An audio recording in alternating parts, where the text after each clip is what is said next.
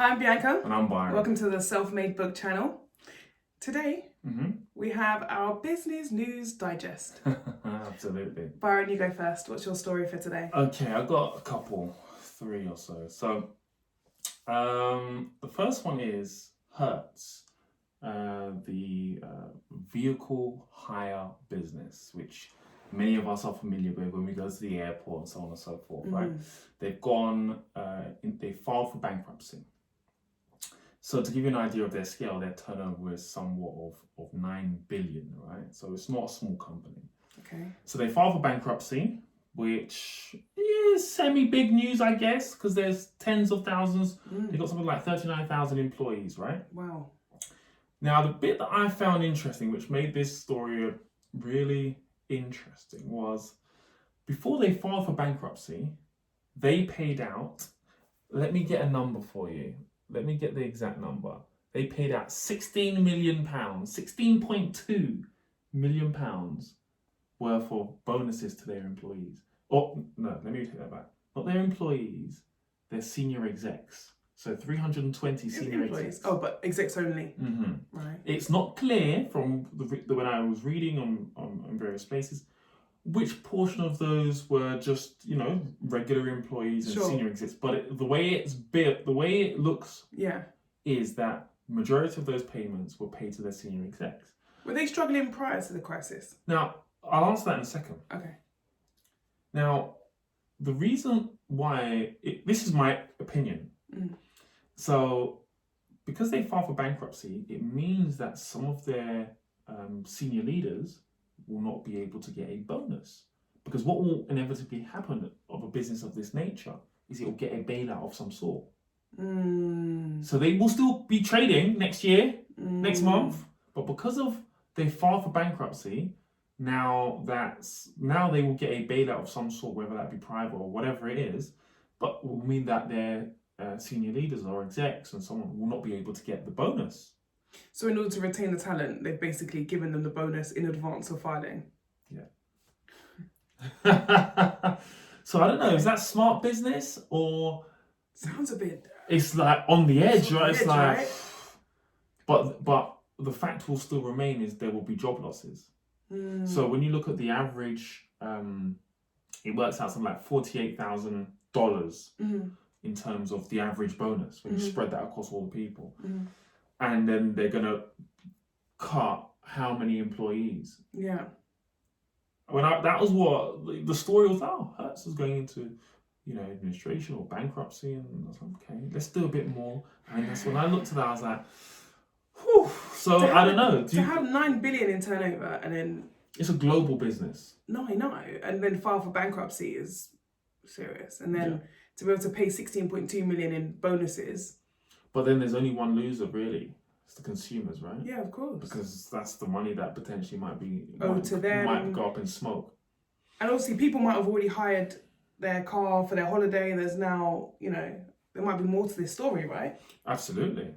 So. But were they struggling? Do we know if they were struggling before?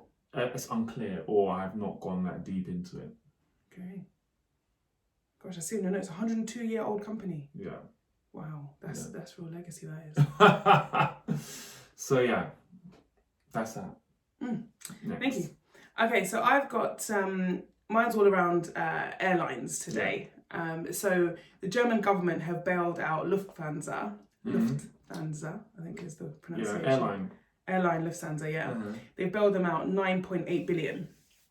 So when we're talking about like Hertz, for example, as you're saying, they go into administration, they just get bailed out. Maybe that's why you do it, if you're, it might be perceived to be a smart move. But anyway, Lufthansa have been bailed out $9.8 billion in return for a 20% stake in the airline. So obviously they've been... Government-backed. Government-backed, yeah. So the government now will own a 20% stake in the airline.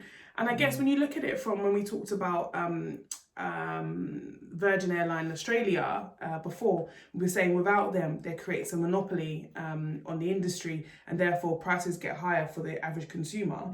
It's in the government's best interest maybe sometimes to invest in these brands so that it doesn't cause monopoly. So anyway, they've invested this 9.8 million, which obviously billion, sorry, which is a big difference, million and billion, huge. Yeah. So that's really interesting. So we see like now, like the airlines, I think the countries are trying to maintain their public airline, their national airline.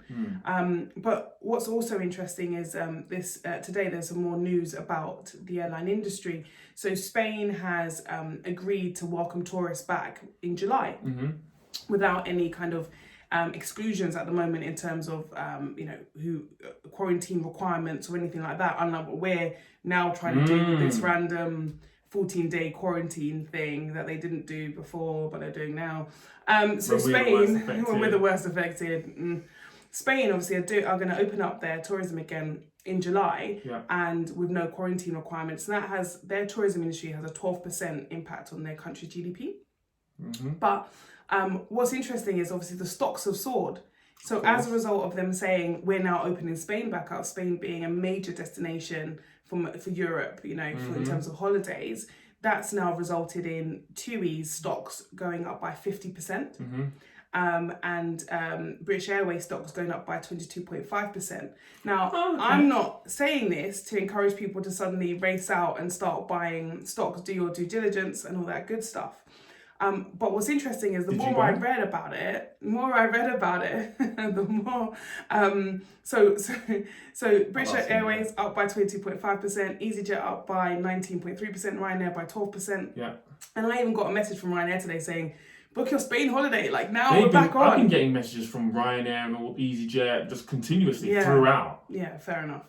But it's they need the money, right? So, but what was I going to say? What's interesting is the more I listen to people, the more financial experts were saying you shouldn't necessarily rush out and buy these stocks. Okay, it sounds attractive.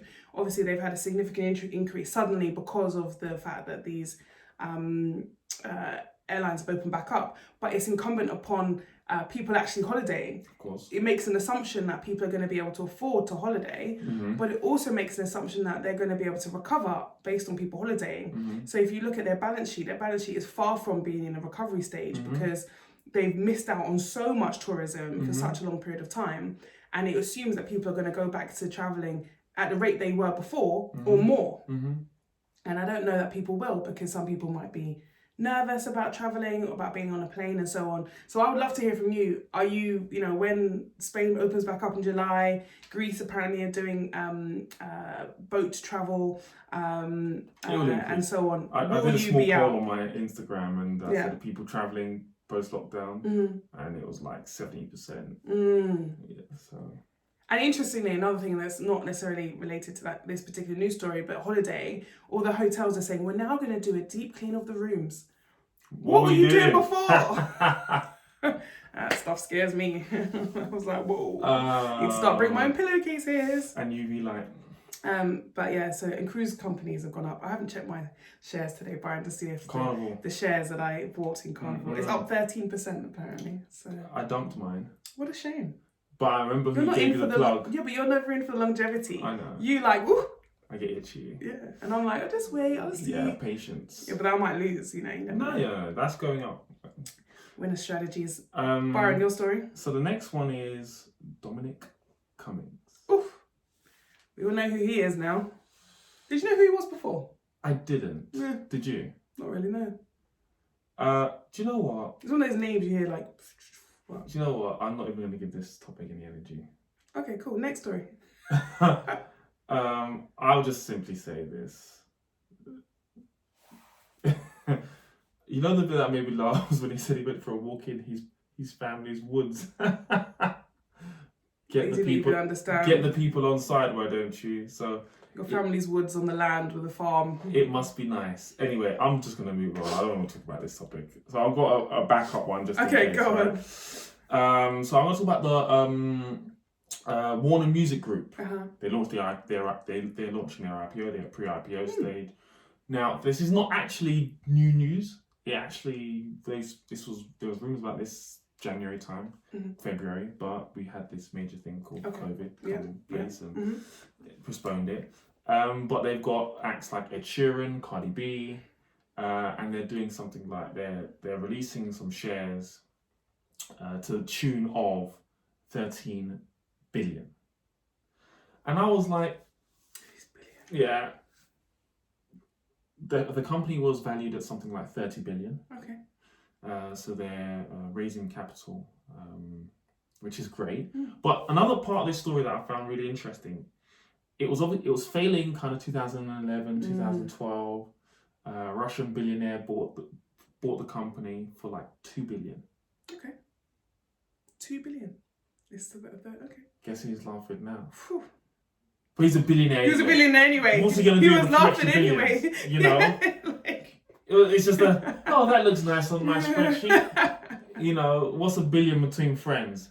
So I just thought it was good business sense anyway. I just thought, you know, it doesn't matter whether he's a billionaire or not. It's still a hustle, right? The business was failing. Now it's not. They're at pre-IPO stage. And for those who don't really know about pre-IPO, I'm going to do some research about see if in fact I know it will be available at pre-IPO stage. Goldman are involved in as part of the process. They would have been offered a number of shares, most definitely, and they will allocate them and sell them accordingly. So people don't always wait until it hits the stock market before you make that investment, because you already lose out on a small margin. Yeah, sometimes get in early. Yes, it will mean that you of course will have to put a little bit more up, but it's always worth an investigation. But anyway, let's not digress into that side of things. Stick to the news. So I just thought that was a really interesting, you know, a nice win. You know, so it's not always the doom and gloom. Yeah, absolutely. Yeah. Some positive stories. Let's see what yours last one is. Positive. Oh, okay. Well, yeah. This one is about a drive-in concert in an airport car park. A what? A drive-in? Drive-in concert. I thought you meant driving. No. That would be interesting. Drive-in. So like drive-in cinema, like, you know, there's been a few drive-in cinemas around in the summer. They're doing drive-in concerts. So in Copenhagen, a Danish musician decided to do a drive-in concert in an airport car park. Obviously, airport's not being particularly used right now, car park. But what I thought was really interesting, and the reason why I wanted to say this story, is I just think it's a great pivot. I think I had a few cancelled festival tickets this summer, and you know, for obvious reasons they've been cancelled. I understand that, but actually, if you looked at it from a pivot perspective, could they have done something different, like a drive-in concert? And I just love the fact that they've been innovative enough to think about how they would execute that. So what they've done is everyone drives in their car. They can see the artist on the stage, and they have to tune into a particular dial on their radio so they can hear the sound. Can't they just have the speakers? They could, I guess, but I don't know how big this car park was or what have you. But they also had it so you could dial in and tune in. And I was just thinking about all the people who, you know, we did a live with a comedian recently and so on. They were saying they need that energy from the customers, from the crowd. You could get that energy while people are still safe in their car, and people just tooting their horn when they liked a song, or they were shouting out the car window. And I just think it's a great way of showing that we can, even when things are being cancelled and things are a bit doom and gloom, and we still have to fight this virus, and it's right to do so, there are other ways to As you're saying that, my brain is thinking, how many different things can this work for? Like a car park, could it work for? Or cinema, it's been done, but I find that the cinemas show the most random film that you've never wanted to watch in your life. So will cinemas pivot and actually take some space? Because it doesn't need to be anything fantastic. No. And just have a drive-in cinema. But then I'm comedy thinking shows for more of our, like, you know, our lines of business. So could it work for a networking? If so, how? Yeah, could it? That's the question. Networking, maybe not, but like a business conference, it could. Business conference, okay. But there's so many different things, I guess, it could work for. So if you have space and land right now, you may be in business. It's like a little pit. Yes, you could have a little picnic in your car. What happens if you need to go to the bathroom? It didn't say that on the article. I don't. Okay. Maybe that's the problem. Maybe that's why they won't do it. But maybe a concert is a festival's different because it might be all day. Yeah. But a concert is a limited amount of time, so maybe that's the. That's true, because when you go, not everybody uses the loo. Yeah. Okay. So anyway, that was my positive ending news story. Good job. Thank you. So, guys, let us know your thoughts. Let us know what you think works, don't work, how practical some of these things are. Will you be going on holiday as soon as the airlines allow you to do so. Yeah. Countries allow you to do so. Yeah. Guys, make sure you like, comment, subscribe, share with a friend. We really appreciate the support that you guys give us. I'm Byron. And I'm Bianca. And Self-Made It's success.